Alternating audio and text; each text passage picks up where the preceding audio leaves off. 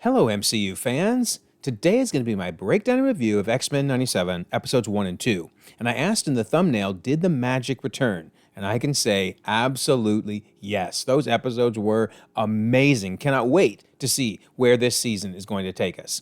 Now, for this breakdown, I'm going to do it a little differently maybe than a normal breakdown in that I'm not going to go chronologically through the episodes, but instead go by main themes, so character arcs, because I think it's just easier to process 2 episodes at once that way. But there will be spoilers, keep that in mind, and as long as you're okay with that though, let's dive right in and see what we can find out. Don't forget, we have the March contest running all month long. Be a subscriber, leave a comment, you might win a book or a steelbook. Best of luck. And we have the membership option in case you're interested in helping with my goal of doing this full-time one day. You get fun perks like custom emojis and behind-the-scene videos, but no matter how you support the channel, it's all greatly appreciated. Leaving comments, liking videos, subscribing, it all goes a long way, so thank you so much.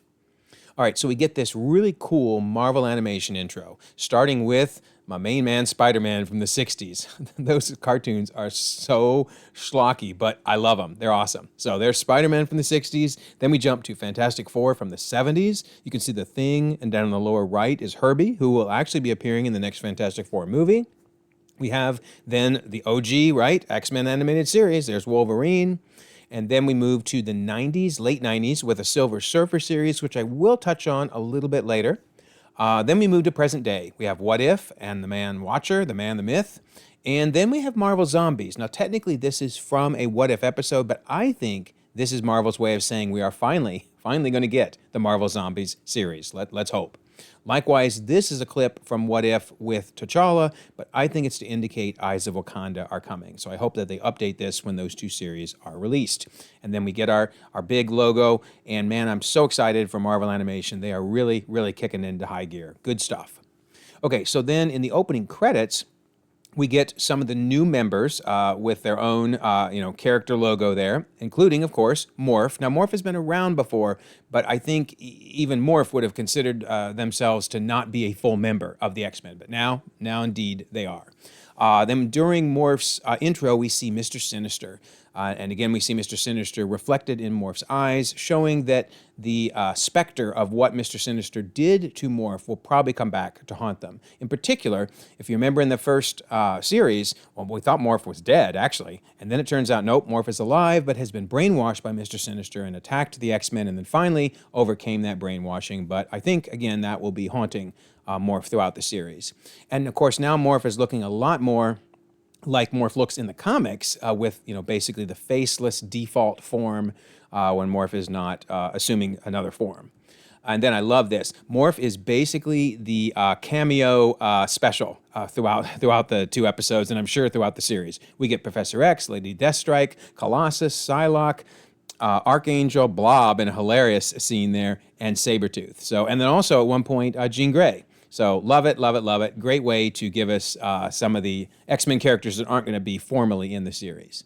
Okay, and then we do get confirmation that Morph prefers they as their pronoun. Notice Morph's here, but they're losing the line. And we kind of had a hint at that because in this summary of all the different characters, if you zoom in on Morph, we can see that this is a lighter take on the character who is non-binary and has an interesting buddy relationship with Wolverine. And then, as I implied, the character's past with Mr. Sinister, the show's villain, could also come into play. So very cool. Then we see another of the members who Bishop was in the original series, but never considered a member. And now, boom, there Bishop is. It's craziness. I had to go back to check and see what was the last appearance of Bishop. So in the episode Beyond Good and Evil, which was one of the final big time travel episodes, where a bunch of psychics are captured ultimately by Immortus and their powers are drained, when Bishop comes back to the present, he doesn't leave. I thought he did leave. I thought he went back, because he's from the future. He's from 2055. I thought he went back to his present time. He didn't. Here he is hugging Dazzler. She says, Bishop, you big ox, you sure know how to make me worry. So he just stayed. That's fascinating. So then we do see in one of the episodes where Beast is talking about this doohickey being an elegant piece of art capable of teleporting someone through time and space. And of course, that is Bishop's device. And then even Jubilee says Bishop's bling, he's a time traveler. So they're really establishing his ability to time travel. I suspect we're going to be seeing some time travel throughout this series. All right, so then this is really interesting. The opening scenes of each episode, after the character intros, they change with each episode. And I believe they're giving us hints as to what episodes from the original series are going to be referenced in the present episode. So in episode 1, we see the fight with the Sentinels from the original series. Of course, they fight Sentinels. And we see a danger room scene where Cyclops is destroying some robots. And that's because there is a danger room element to the first episode. The second episode is more interesting. So we get Storm defeating Callisto, and of course the Morlocks do make an appearance in the second episode, and then we get this reference to the Dark Phoenix saga. Kind of put a pin in that. We're going to talk about that later for sure. Then we have Bishop doing a little time travel action to remind us, yes, he is a time traveler, and he will actually mention something about time traveling. And then we get a scene from Asteroid M, which we'll talk a lot more about in a moment. But keep a watch on those scenes, because each time I think they do hint at what's going to come up in the episode. All right, then we even get a slight upgrade to the evil mutants lineup. Notice after Juggernaut, we now have the White Queen, and then we have Lady Deathstrike, who we obviously saw that Morph assumed Lady Deathstrike's form. But here's what's interesting. So then in the original, we had Thunderbird or Warpath. I think it's Warpath, but nonetheless, then this weird dude, green dude with a bald head. Some people have said Gargoyle. This little interview is fascinating. From the book previously on X-Men, they said the weirdest question asked about the titles concerns the little green man with the big bald head. Who is he? Fan sites have hazarded guesses. I thought I just didn't know the books well enough. But Larry Houston recently told me, after a fan asked, that the bald guy was a mistake by Acom, the animation studio, that they wouldn't fix. He isn't anybody. That's funny. Who he may have been, meant to be, has long been forgotten. He's just another example of a flaw caused by a lack of time and money, but one that seems to have been forgiven by the fans. Love it. That's too funny. Too funny. All right, so it wouldn't be a Marvel series without some Easter eggs, right? So I'm going to cover some of my favorite Easter eggs. That in this opening scene has a bunch of them. Notice we see DaCosta referencing Sunspot's surname. And of course, Sunspot we're going to mention in a moment. We see VistaCorp, where Ant-Man worked, and also who owned WHIH, and we'll see actually an Easter egg for that in a second. We see Stark Industries, which they're in the X-Men world, and we'll talk about this also in a moment. Iron Man has shown up, so interesting. And then here's the WHIH Easter egg. You got to look really close. That is hard to read, but it's WHIH, so pretty cool. Then this newspaper, of course, which showed up in the trailer, has a ton of Easter eggs, but there's even more to talk about these that we've learned since we saw the original trailer. So I want to point out that it's kind of, not exactly, but kind of like the Daily Bugle that we saw in the Spider-Man movies. The logo's a little different, obviously, for the trumpet, but it's definitely patterned after this. We see the mutant fashion show showing that not all mutants are regarded as evil and awful, and some people actually like to dress up like them. And then we see this is Spider-Man, with no dash, a mutant. So what's going on with that? Lots. That's what's going on with this. So sure, it's a reference to Season 3, Episode 7, the Phoenix Saga, where Spider-Man does appear. In fact, pretty much all he does is show up and shoot his webs. But in Spider-Man series, we do get a real nice crossover with the X-Men during the neurogenic nightmare. And of course, we get a Spider-Man versus Wolverine battle. You got to have that, right? It's not a team up unless they fight each other first. But I love this. Winderbaum, the man, I love Brad Winderbaum. They need to interview him every week. But anyway, he is asked whether this X-Men 97 will be a standalone series, or since it was part of a shared universe during the era back then, was X-Men 97 developed with a bigger Marvel universe in mind? So Winderbaum actually mentions the same thing I just talked about. He says there were some awesome crossovers, most notably with Spider-Man, but then Winderbaum says, if you remember those awesome cameos from the original show, you're going to be happy with X-Men 97. Dude.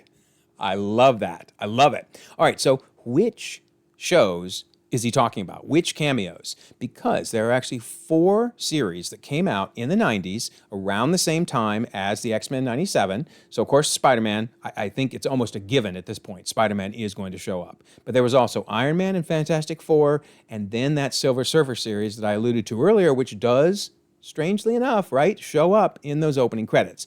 Now, I think I'm going to do a video on this collective world and what ties in and what doesn't. Spider-Man ties in really well. Iron Man and Fantastic Four pretty well. Few small issues. I don't think Silver Surfer was even meant to tie in, or maybe it originally was, but there are definitely some issues with it. So I'm going to do a video on that, I think, down the line. But the key is, any of these may show up, and that is exciting. Then Winterbomb goes and talks to Men's Health and gives us more information. So Men's Health asks him, in the original series, there were crossovers for Spider-Man and even some surprise cameos. Do you envision that in this version? And he says, we have a great executive who works for us named Drew River, who manages the continuity of the timeline. Oh, hold on. Wait, what? A timeline keeper name reveal? Did we all see this? Drew River. Okay, I want to meet Drew River. I want to go to lunch with Drew River. I want to sit down and talk for days with Drew River. Who are you, buddy? Come on, talk to us. Anyway, that's cool. So we know this dude exists now. Anyway, Winterbomb says, and obviously that becomes more complex as you enter the multiverse saga and tracking multiple timelines. X-Men 97 fits into that 90s timeline, along with the OG series, as well as those concurrent 90s shows, notice plural, shows, that would sometimes cross over with the X-Men. The potential is always there. Without going into spoiler territory, the original show does have a lot of fun cameos, and 97 carries that torch. Love it. Such good news. Such good news. And then, one more from Winterbomb. He says we do start to push at the boundary a little bit more, and he's referring to in season 3 in particular, but anyway, and there's more fun to be had with the multiverse and who can kind of come in. Oh man. So he's not even just talking about tying in with the other shows, he's now talking about the multiverse. So, will we tie in with the Marvel's post-credit scene? Will we tie in with Multiverse of Madness? I have no clue. All I know is I cannot wait to see what they have in store. This series is looking so good. All right, so back to the newspaper. That was a lot on Spider-Man, right? Anyway, notice there's also another little Easter egg where it says text by Eddie Brock and photos by Peter Parker. Now that confused me a little bit because in the Spider-Man series, Venom killed himself. He died, or he vanished at least. Season 3, episode 11, he falls into this vortex and we never see him again. So, what does that mean? Like, is he going to come back? Is he really still alive? I would throw out maybe, if we zoom in, this was intentional that they put Eddie Block, not Eddie Brock. So it could just be a little wink and a nod. Could also be they don't have permission to use Venom. Maybe Sony won't let them use it. So anyway, I don't know that this means Venom will be back, but I definitely think we're going to see Spider-Man.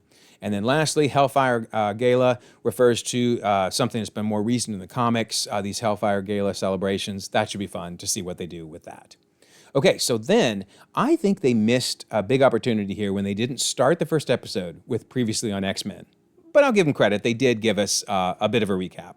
So let's look at this. They say, we take a look back on another life cut short. Oh, by the way, notice WHIH newscast down there in the lower right-hand corner. We take a look back on another life cut short, Professor Charles Xavier. The mutant leader's assassination last year by former NSA agent Henry Gyrich has spurred increased sympathy towards mutants despite their strange powers. So, since they did not give us previously on X-Men, I'll do it, right? So what they're talking about is Season 5, Episode 10, the final episode. Definitely recommend watching that if you haven't seen it. At least watch that one. But there's Gyrich pushing for a mutant containment bill. Now, if you're confused like me, why does he not have glasses? I don't know. Did he put in contacts? He was a little, wanted to look good for the camera and didn't want his glasses? I don't know. In fact, his hair isn't even the right color. I don't know. Very confusing. Anyway, but this is him from the comics. But so, yeah, he gets pretty upset at Professor X and outs him as a mutant by blasting him with this little device he's got, but actually ends up causing massive brain issues for Professor X. In fact, mortally wounds Professor X. While this is happening in Genosha, Magneto is ready to attack the world. At least humanity. And in fact, mutants everywhere are glad, right? Viva Magneto. They're ready for him to go. However, he learns about the Professor X is now dying, and he gives up his war against humanity to come and try to save Charles. And together, Magneto and others signal Lilandra, who we see on the right there, and Lilandra with her very advanced tech takes Professor X away to hopefully heal him, and there we are left with the end of the original series. So that would have been previously on X-Men if they gave it to us. Nonetheless, they gave us a little bit of a summary, and that's nice. I think in general, they have done a good job of making it so you didn't have to watch the original series to still enjoy this new one. All right, so let's talk timeline hints. So they give us a big one here, that Professor X was killed on 11/11/1996, which is Veterans Day 96. So that implies that the previous series ended in November of 1996. That's interesting because it actually was aired in September 20th of 1997. But I think they wanted to date the original series ending in 96 so that this is X-Men 97. Then they do tell us that this death certificate came yesterday. So just, very present day. They just got that death certificate. But we also know it's been a few months since the previous series ended. How many months, they don't say, but they say a few months. But we do know it's released into 1997 because, remember, they discussed the mutant leader's assassination last year. So we know we're in 97, at least a few months from November. And actually, considering that Jean Grey is very, very, very preggo, we've got to be in like June or July, I would think. I mean, because she did not look pregnant at the end of the original series. So, okay, tell me if you would like me to try to do a timeline for X-Men 97, or sorry, for X-Men the original series. I don't know that they have a ton of timeline clues, but there's some out there. It could be an interesting video. But I would say we're in around June or July of 97 at this point. Then we get this nice group shot of the original X-Men. I'm kind of including this with the timeline stuff because it's just cool to look back at, yeah, that's what they originally looked like in the comics as well. Way, way back when it all started. Craziness. We also see the X-Mansion. Looks awesome. Looks very reminiscent of what it looked like in the original series, but obviously looks much better with the new animation. Okay, so then they also try to recap something that I think had there been a season 6, this is where they would have gone with this Gyrich and Trask storyline.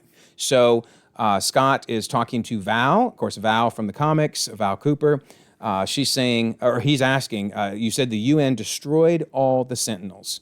And she says, yes. In fact, Trask has been missing ever since his inventions, the Sentinels, tried to swap out President Kelly's brain with a Sentinel computer. Now, what she's referring to there is an original series episode, actually from the first season, called The Final Decision, when indeed they did try to swap out President Kelly's brain. But this is interesting. She said that Trask has been gone since then. So they don't know about some of the later episodes, which I'm going to discuss in just a second, with Trask. I think that's kind of interesting. Then she says, Trask, he would need a master mold factory to build new Sentinels. And you X-Men destroyed the only one years ago. So I think she's referring to the very first time Master Mold's factory was destroyed. So let's talk about this. So in Season 1, Episode 1 of the original series, the Sentinels first appeared and, of course, attacked the X-Men. Then we find out by Episode 7 that Trask had created Master Mold, right? She discussed that. Then we find out in Season 1, Episode 13, that Professor X and Magneto destroy Master Mold, or so they think. They end up destroying his body, but not his head. So I think this is what Val is referring to when she says Trask has been missing since this point, because this is when they also tried to mess with President Kelly's mind, and when she thought everybody was destroyed. However, it is interesting. Season 4, Episode 6, so 3 seasons later, here is Trask and Gyrich hiding out in the jungle together. I think that's pretty funny. And notice, Gyrich has his glasses again, so he hasn't gone contacts yet. And then the Sentinels turn on them and grab both of them. And it's up to the X-Men to rescue them and finally, they believe, destroy Master Mold. And actually, it's Morph to the rescue. Morph knocks a stalactite down and hits him on the head, and it causes a big explosion, and boom. So tell me your thoughts, but I don't think Val is even aware this happened from the way she's talking, because she says years ago, well, that would have been, I think, the first Master Mold factory. But anyway, regardless of what Val was referring to, they now realize they got to find Trask, and they got to go talk to Gyrich to figure out what's going on. They need to question him, and yes, as Scott says, he is the man who killed Charles Xavier, and the man who now has gone back to his glasses. So, okay, I don't know. I guess in prison he doesn't care what he looks like. So he says, why would I know where Trask is? And they're like, dude, you helped fund the Sentinel program when you worked for the Defense Department. Well, he doesn't want to give any answers, so Jean uses Cerebro to go into his mind and finds out that one Master Mold is not enough. We need backups. So they do indeed have another Master Mold, which we'll see in a moment. And then Jean starts to see some visions. I think this first one is Master Mold's eyes, because when they do confront Master Mold, notice he's got little eyes like that. So at this point, I think we're okay. Then it goes nutso. As she starts getting surprised, she's like, something's wrong. There's someone else, whatever that means, right? This is the little kid. I think this is probably her baby, now as a little boy. We'll find out eventually. Drawing maybe the X-Mansion? I don't know. Well, what do you think this is? Kind of wild. Then she sees this desert area. She's no longer pregnant. Her baby's off in the distance crying. What is going on? Now suddenly the baby's in her arms in little X-cloth. So cute. And then some random male voice says, no, not again. I'm so sorry. So I think that's something we're going to hear. I'm actually hearing rumors maybe in the third episode, I hope, because I don't like for these mysteries to go on too long because there's so much going on in this series. But we'll have to watch for this to be said. And I don't know whose face that is. It's too hard to tell. Then she sees a bunch of graves. Who knows what's going on there? Then we see Master Mold looking really creepy. And he says, behold, mutant in despair, for I am death. But I do think this does kind of look how nasty they all look when we see them later in the episode. So she goes back now to the Master Mold vision, away from whatever weird vision she was having there, and then back here again to the graves. So I don't know. Anybody got any thoughts? Let me know. I think this is meant to be very mysterious, and we'll just have to wait, hopefully until the next episode to get some answers. All right, so then, but episode 3, by the way, I mean. So then they're off now to battle Master Mode. Love seeing everybody in the ship together. I'm not going to go fully through their battle. I just want to point out a couple things I really liked. When the ship gets destroyed, I love that Storm and Rogue just kind of lock eyes and know, hey, we can take care of this. So anybody that can fly, you're fine. Anybody that can't fly, we'll take care of you. I love that. And Cyclops, he can't fly, but he uses his I-beam to slow his descent. That is really cool. I would think that would hurt to do that, but nonetheless, very cool. Does his nice landing and gives us the infamous, to me, my X-Men. Yeah, been waiting a long time to hear that. Many, many years to hear that. And then there's the team all together, ready for battle. So again, I'm not going to go through all the battle, but I do think these lines are important where Bolivar Trask obviously says, Gyrich warned me you were coming. Even in prison, he has friends who know the mutant agenda must be stopped. But yeah, ain't happening today at least. So I love it. Remember, we saw this from the trailer as well, but where Bishop lights up Wolverine's claws and he goes and just demolishes some of the Sentinels. So really cool fight. I do think this part's interesting, though, where they point out that Storm is an Omega level threat. And she's almost in response to that. She's like, oh, okay, I'll show you Omega level threat. And just demolishes the Sentinels. Oh, my word. So yeah, Storm is amazing. That was incredible. And then I love this after the battle. This just reminds you of, the X-Men series we loved back in the 90s. I mean, you got Wolverine shirtless, and I have to note that Morph is checking him out. That's interesting. They're going to have a unique friendship, I think they said. So it'll be interesting to see how that all develops. And then over on the right, you got Rogue standing there with their sassy pose, and yes, 3 dudes really, really obviously checking her out. Wow, guys. Seriously? I think we all see what you're doing. Anyway, just kind of fun. This is just the way we remember the X-Men. So love it, love it, love it. All right. Now, so that's it for the Sentinels. Now we're going to talk about Sunspot, who does get originally captured. Of course, this is what he looks like from the comics when he's using his full powers.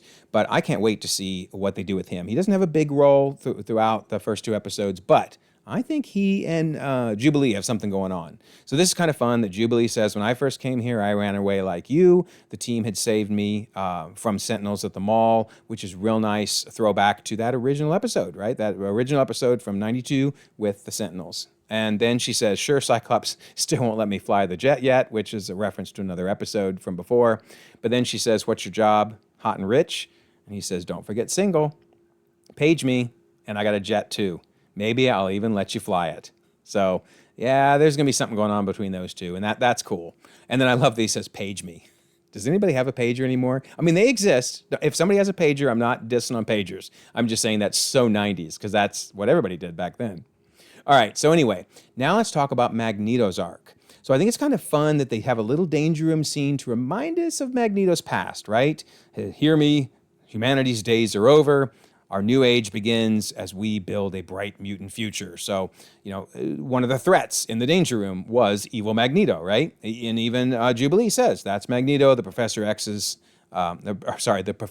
ex-buddy. That's hard to say.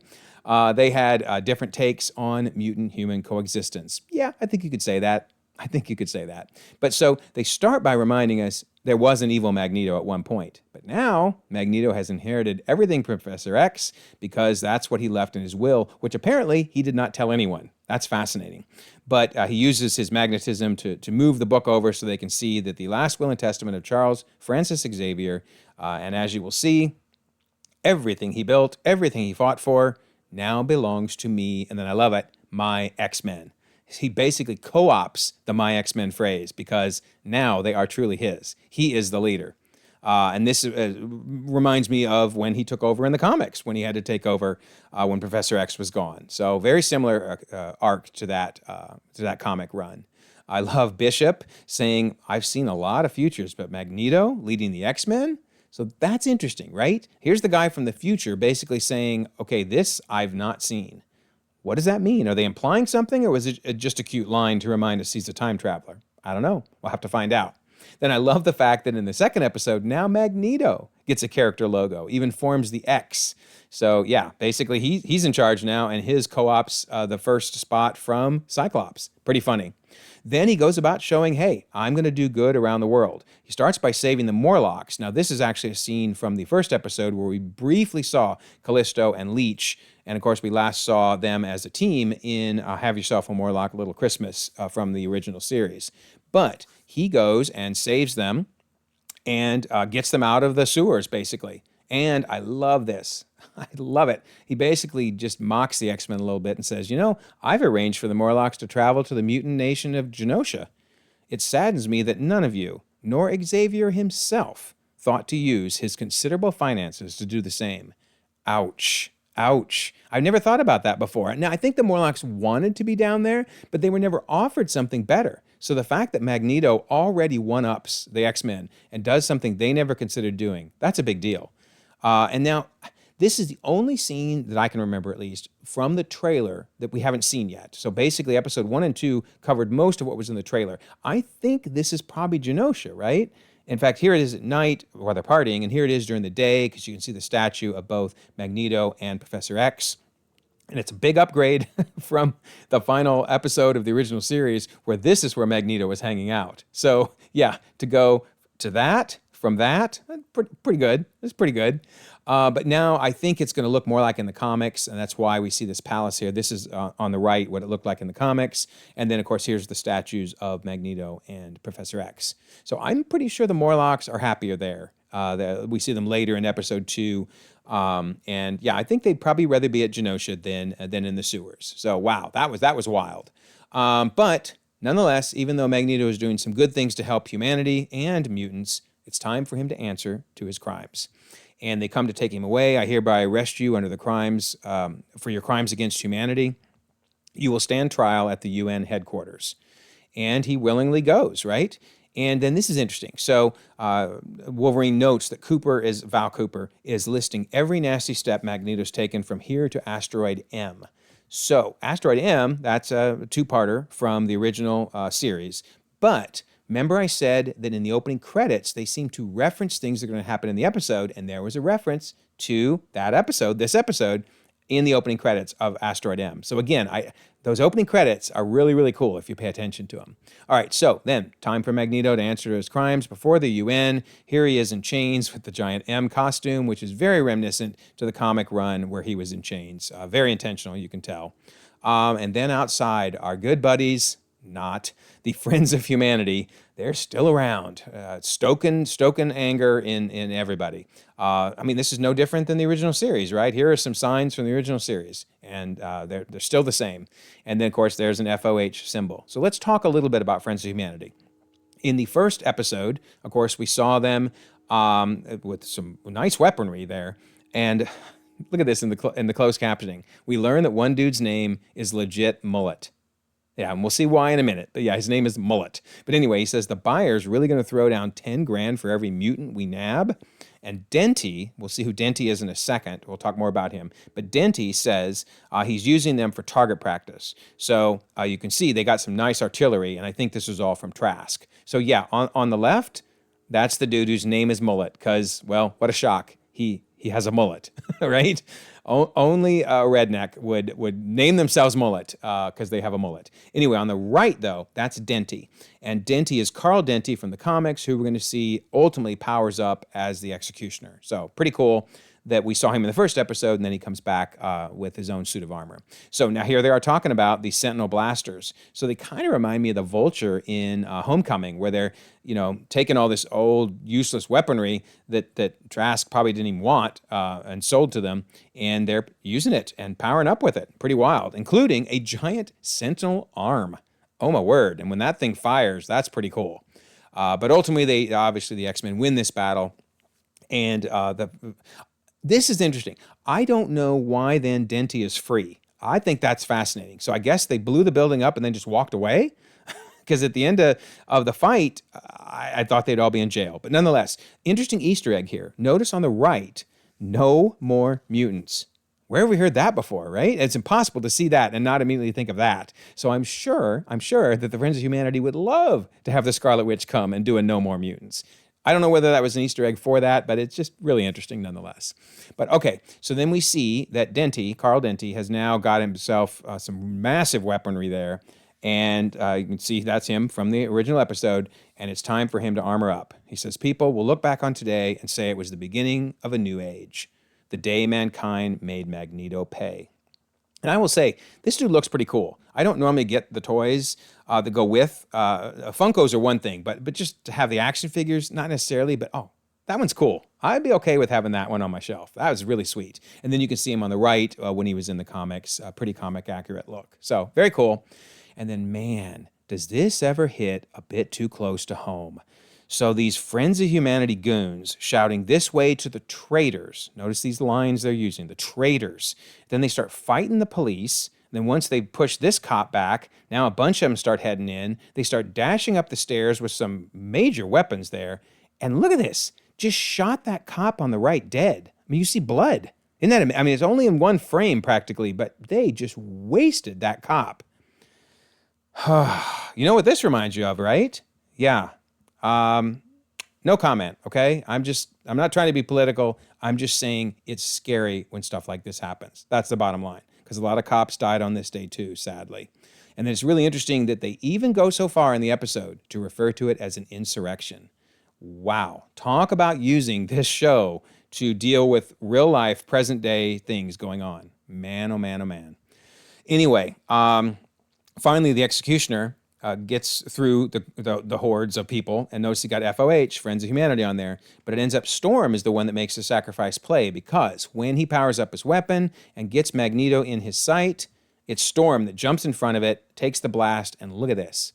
Yikes. I did not notice that in real time, but when you slow pause it, I mean, I don't know what this thing did to her, but it really had to have hurt. And then here it is, another shot of it and another shot of it as she falls down. And obviously I know what it did, as in it took away her powers, but you just wonder, like, man, that had to hurt. That really had to hurt. But anyway, it just feels so sad for her as she gasps and says, the breeze is gone. I can't feel it, nor the moisture, nor the air. What has he done to me? I mean, imagine all of these things, the air, the moisture, etc. She could feel them, and now they're gone. She can't sense them anymore. That's crazy. That's crazy. Later, we see a thunderclap that actually frightens her as she looks out the window. So then eventually she decides to leave the X-Men and go off on her own. And I think this will lead to an adaptation, at least, of the Life-Death storyline from the comics. And we saw Life-Death Part 1 and Part 2 there. Because we're going to see at the end, when I show you the episodes to come up, there are 2 episodes called Life-Death. So I do think this is where a depowered Storm is going to have to deal with, what does this mean? I think she'll get her powers back. No way she doesn't get them back eventually, but it's going to be a while. It's going to be a while. So then we get to Magneto's big speech at the end. Now, granted, he had several speeches, but if I went through all of them, this would be hours and hours. So I'm just going to focus on this one because I really thought this was great. He takes them way above the earth and shows them how vast it is versus how small we make it. He says, Charles Xavier entrusted me with his dream, and it does not ask you to love or embrace my kind as your own, but merely to accept that this is a shared world, and that my kind, like yours, have the right to live in it. Wow, that is deep and obviously deals with issues way beyond mutants and humans. So very, very cool. Fantastic writing throughout this series. And in fact, his speech as well as his actions led to Genosha now becoming a UN nation. So big change. It's going to be interesting to see how human and mutant relations develop throughout the rest of the series, since normally they've been at odds, basically all 5 seasons in the original series. Okay, so then, not all is well with Magneto, though. He's still causing trouble. What is going on between him and Rogue? So he says, I feared you would do your best to avoid being alone with me, Rogue. Do you think your team would still trust you if they knew? And she says that was a long time ago, Eric. She's the only one that refers to him as Eric, I might note. But anyway, and the cat's got to stay in the bag, you hear me? But maybe not, because later in the episode, she takes off her glove and they touch hands. Now, in the comics, they have explained several different ways of how this can happen. I'm just more interested in how they explain it in the series. I'm sure they will. But yeah, let me know your thoughts. Why do you think they're able to do this? But yeah, then as she walks out, that's Gambit standing there with the Queen of Hearts appropriately in his hand that he drops because he realizes, man, something's going on here. So hey, I like the soap opera element here. The Lover's Triangle is always fun. We don't really have the Jean, Wolverine, and Cyclops Lover's Triangle with them now being married and with a kid, so it's time for a new one, right? In fact, speaking of, let's talk about Jean's baby. So, oh my word, lots went down in these first 2 episodes. So first of all, she's pregnant, right? Because she wasn't even pregnant when the season ended in the original series. But now she says, Logan, he's here. Now it's time to have the baby. I love that Logan's immediate thought is, who? Apocalypse? He's just thinking of whoever. It must be somebody, right? No. It's the baby. It's the baby. And he's like, oh, crap. Oh, crap.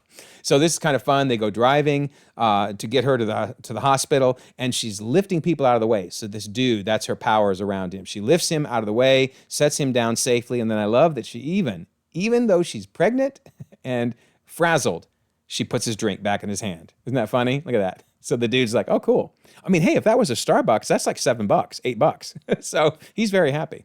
All right, anyway, they get to the hospital, and boy, did they drop a bomb here. Who knew that Rogue could use her powers to siphon medical expertise? I mean, obviously she takes over the powers, or whoever she takes over. And in the case of Carol Danvers in the comics, she assumed her personality. I mean, she was both personalities were in her brain, messing with her head. So I guess you could get someone's knowledge and therefore deliver a baby? Wild. Didn't see that coming. Let me know your thoughts on that. And then they decide to name the baby Nathan. In particular, Nathan Summers. That's my boy, Nathan Summers. Now, I had wondered going in, who this was going to be, because it could have been, in the comics, they have a lot of kid problems. Nathaniel Gray is one, Rachel Summers is another, but no, it's instead Nathaniel Summers, who is a.k.a. Cable. Now, they did give us hints in the original series that this might happen. Season 2, Episode 8, we have the computer voice telling Cable about the different X-Men, name, Cyclops, field commander of the X-Men, and he says, oh, I know about him and Jean Grey. Continue. So he seems to know that they are his parents. Interesting. And even Jean Grey, when she touched Cable's mind, is asked, who is he? What's he really up to? By Cyclops. And she says, he's more important for the future, our future, than you could ever imagine. So they're finally paying this off. Way back in Season 2, Episode 8, they're finally paying this off, and I do believe that Nathaniel Summers is going to become Cable. But while it should be a happy moment because we have a baby, all is not well, because the doorbell rings, and in comes Jean, and she says, I need the X-Men. Now that's interesting. The way she says, I need the X-Men, if that was the Jean Grey, it doesn't seem like she would have said it that way, right? Why would she say, I need the X-Men? Of course the X-Men are here. So that's interesting right there. I mean, which one is Jean? Is Jean in the room with the baby, or is Jean standing right here? And obviously, Scott is really confused. And then I think this is interesting, though. Look at that look. That is not only a surprised look, that's more surprised. That's kind of ticked off. Interesting. So what's going on there? That makes you wonder, okay, maybe that is Jean at the door, and this is the fake. Man, hope we find all this out next episode. Again, I'm hearing rumors, at least from people, the screeners that get all 3 episodes have kind of implied we may get some answers. I hope, because I really want to know what's going on. So was this maybe a hint? Was this of maybe where this is all going? Because earlier in this episode, randomly, for no seeming reason, she pulls out this outfit and says, I haven't worn this old thing since that battle in the blue area of the moon. And of course, here she is wearing that outfit. And she says, I was possessed by a malevolent cosmic entity, aka the Phoenix, intent on consuming all of existence. And of course, she's referring to the Dark Phoenix saga, and in particular, the last episode of that. And in that, as you can see from this little thumbnail there, she died. I mean, Jean Grey died, was killed, and the Phoenix was released. But then the Phoenix took the life force, a little bit of the life force, from every one of the X-Men, willingly. They were willing to do this. But anyway, took their life force and brought us back Jean Grey. So that's how on Earth we even have a Jean Grey. So I don't know why they would refer to this episode. Now, part of me was like, well, maybe this wasn't Jean Grey then. Maybe another Jean Grey was hidden away. I mean, in the comics, that's what happened. But it's just interesting that they tie back to this for no reason whatsoever. Then they almost try to cover for it because she goes, oh, the reason I brought it up is because there was Scott fighting by my side. And she looks at the picture. And of course, this is the infamous Wolverine meme picture. But that almost felt too convenient for them to bring this up. And remember, in the opening credits to this episode, there was a reference to the Phoenix Saga, implying, what's being discussed here. So let me know your thoughts. Do you think that what happened in that Phoenix Saga where Jean died and then came back again, does that have anything to do with this whole situation?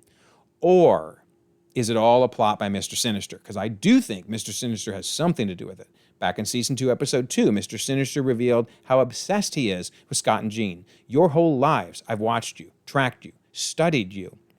You are the prototypes, the chosen ones.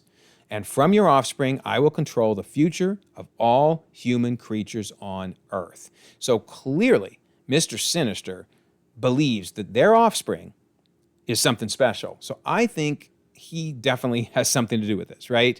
And he says, your genetic material will be the foundation. Wow. The master bloodline for an unbeatable race of mutants.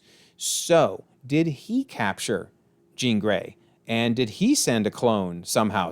I have to watch this episode frame by frame to figure out, was there some point when he swapped people? Is that maybe what happened? Because we do know there's a toy coming that certainly looks like the Goblin Queen from the comics, as you can see on the right. In fact, there's a little baby right there too. Very, very interesting. So that hints at Madeline Pryor being maybe the answer. But of course, we found with toys, Lego toys are sometimes totally wrong. But this is also another toy, the Funko Pop, which looks like Madeline Pryor, and there is the baby. And then notice the Goblin Queen is mentioned again. So, wow, I think the next episode is going to be bonkers. Tell me your thoughts. What do you think is going on here? Is it Madeline Pryor? Does it have something to do with the Phoenix, Mr. Sinister, etc.? So many different directions that they could go. So, there you go. That is pretty much the episodes.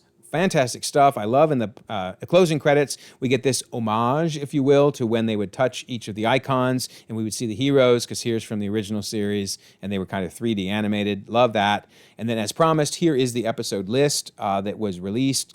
You can see that there is a Life Death Part 1 and a Life Death Part 2. The next one's called Fire Made Flesh. So that's going to be hopefully the explanation of this baby. And then all the way down to May 15th. So really looking forward to this season. Going to be fantastic. All right, don't forget, March contest. Be a subscriber, leave a comment, win a book or a steel book. And of course, we have the membership option in case you're interested in that. And then there's the Discord. I always like to mention the Discord. I will leave a pinned comment if you would like to join our Discord. All kinds of conversations going on, as well as watches. We watch different things together. Comic Club, MMORPG, DC retrospectives, preparing for the new DCU right around the corner. And while we mainly talk about Star Wars, DC, and Marvel, hey, we have another media forum. You can talk about anything you want. We can set it up and chat away. And then lastly, we all know my thumbnails are, not that great. So we're doing a contest in case you want to design the thumbnail for my next Moon Girl video. We thought that would be a really good one from an art standpoint. So I will feature it and give you credit for it. Again, pinned comment if you want to join the server. Also, if you don't mind, like this video, subscribe if you haven't already. You can check out more content, and we'll all continue to enjoy the ever-growing, ever-changing Marvel Cinematic Universe.